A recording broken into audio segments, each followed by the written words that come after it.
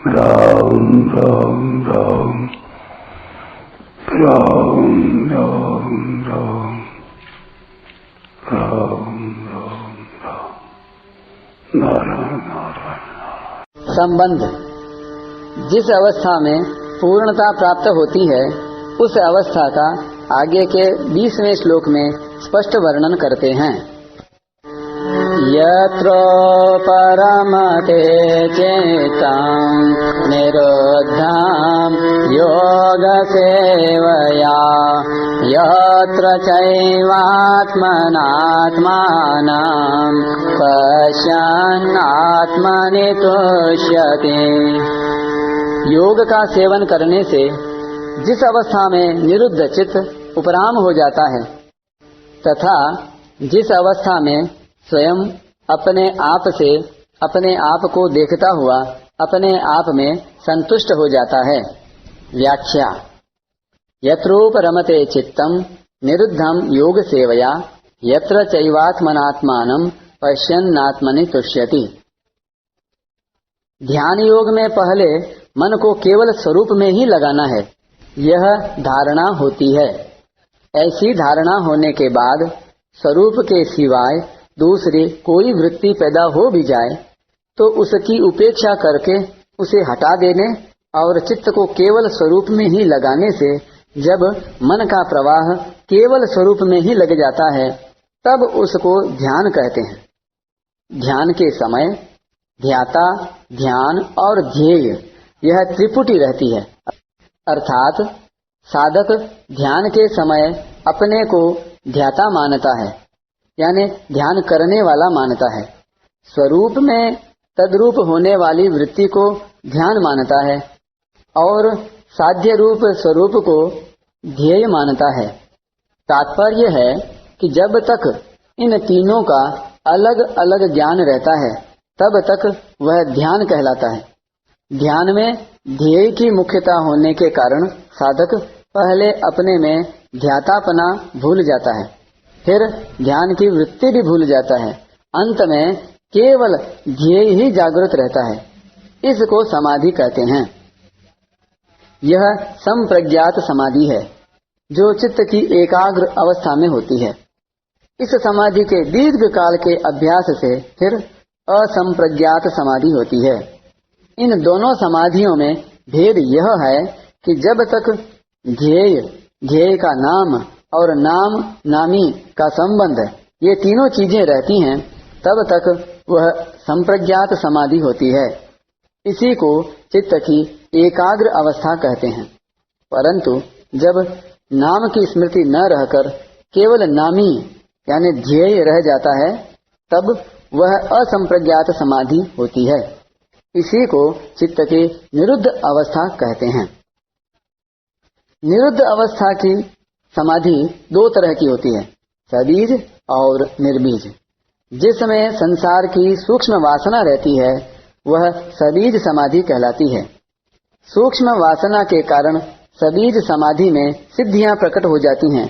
ये सिद्धियां सांसारिक दृष्टि से तो ऐश्वर्य हैं, पर पारमार्थिक दृष्टि से चेतन तत्व की प्राप्ति में विघ्न हैं। ध्यान योगी जब इन सिद्धियों को निस्तत्व समझकर इनसे उपराम हो जाता है तब उसकी निर्बीज समाधि होती है, जिसका यहाँ इस श्लोक में निरुद्धम पद से संकेत किया गया है।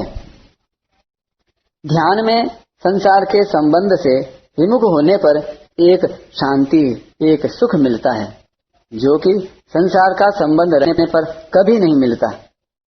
संप्रज्ञात समाधि में इससे भी विलक्षण सुख का अनुभव होता है। इस संप्रज्ञात समाधि से भी असंप्रज्ञात समाधि में विलक्षण सुख होता है। जब साधक निर्बीज समाधि में पहुंचता है तब उसमें बहुत ही विलक्षण सुख आनंद होता है। योग का अभ्यास करते करते चित्त निरुद्ध अवस्था निर्बीज समाधि से भी उपराम हो जाता है, अर्थात योगी उस निर्बीज समाधि का भी सुख नहीं लेता, उसके सुख का भोक्ता नहीं बनता।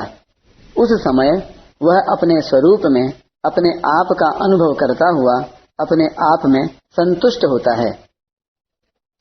उपरमते पद का तात्पर्य है कि चित्त का संसार से तो प्रयोजन रहा नहीं और स्वरूप को पकड़ सकता नहीं, कारण कि चित्त प्रकृति का कार्य होने से जड़ है और स्वरूप चेतन है। जड़ चित्त चेतन स्वरूप को कैसे पकड़ सकता है? नहीं पकड़ सकता, इसलिए वह उपराम हो जाता है। चित्त के उपराम होने पर योगी का चित्त से सर्वथा संबंध विच्छेद हो जाता है। तुष्यति कहने का तात्पर्य है कि उसके संतोष का दूसरा कोई किंचन मात्र भी कारण नहीं रहता, केवल अपना स्वरूप उसके संतोष का कारण रहता है। इस श्लोक का सार यह है कि अपने द्वारा अपने में ही अपने स्वरूप की अनुभूति होती है। वह तत्व अपने भीतर ज्यों का त्यों है, केवल संसार से अपना संबंध मानने के कारण चित्त की वृत्तियां संसार में लगती हैं, जिससे उस तत्व की अनुभूति नहीं होती। जब ध्यान योग के द्वारा चित्त संसार से उपराम हो जाता है, तब योगी का चित्त से तथा संसार से सर्वथा संबंध विच्छेद हो जाता है। संसार से सर्वथा संबंध विच्छेद होते ही उसको अपने आप में ही अपने स्वरूप की अनुभूति हो जाती है। विशेष बात, जिस तत्व की प्राप्ति ध्यान योग से होती है, उसी तत्व की प्राप्ति कर्मयोग से होती है, परंतु इन दोनों साधनों में थोड़ा अंतर है। ध्यान योग में जब साधक का चित्त समाधि के सुख से भी उपराम हो जाता है, तब वह अपने आप से अपने आप में संतुष्ट हो जाता है।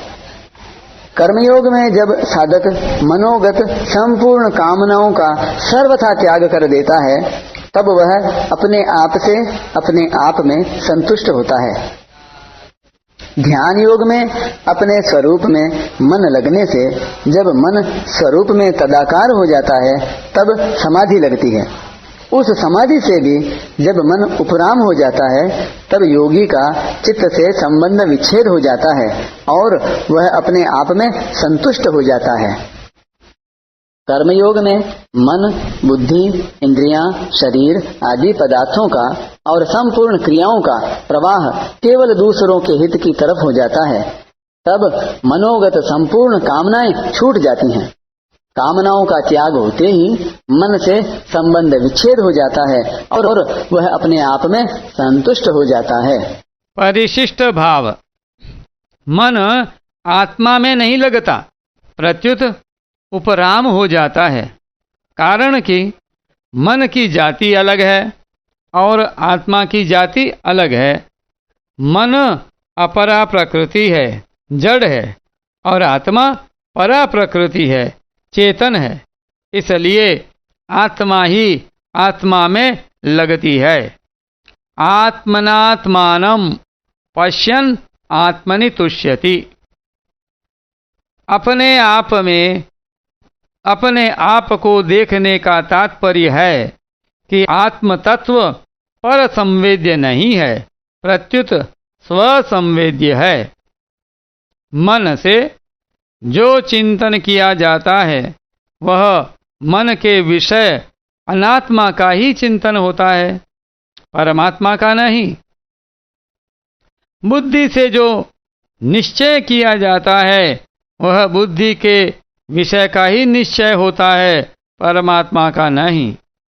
वाणी से जो वर्णन किया जाता है वह वाणी के विषय का ही वर्णन होता है, परमात्मा का नहीं।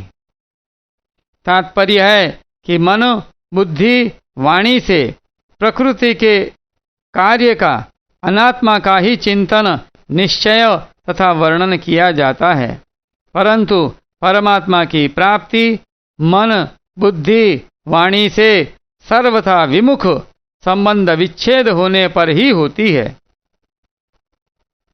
यदि एक परमात्मा प्राप्ति का ही ध्येय हो तो मन, बुद्धि, वाणी से चिंतन, निश्चय तथा वर्णन करना भी अनुचित नहीं है, प्रत्युत वह भी साधन रूप हो जाता है। परंतु साधक उसमें ही संतोष कर ले, पूर्णता मान ले तो वह बाधक हो जाता है। यहाँ जिस तत्व की प्राप्ति ध्यान योग से बताई गई है, उसी तत्व की प्राप्ति दूसरे अध्याय के 55वें श्लोक में कर्म योग से भी बताई गई है। अंतर इतना है कि ध्यान योग तो करण सापेक्ष है, पर कर्मयोग करण निरपेक्ष साधन है। करण सापेक्ष साधन में जड़ता से संबंध विच्छेद देरी से होता है और इसमें योग भ्रष्ट होने की संभावना रहती है।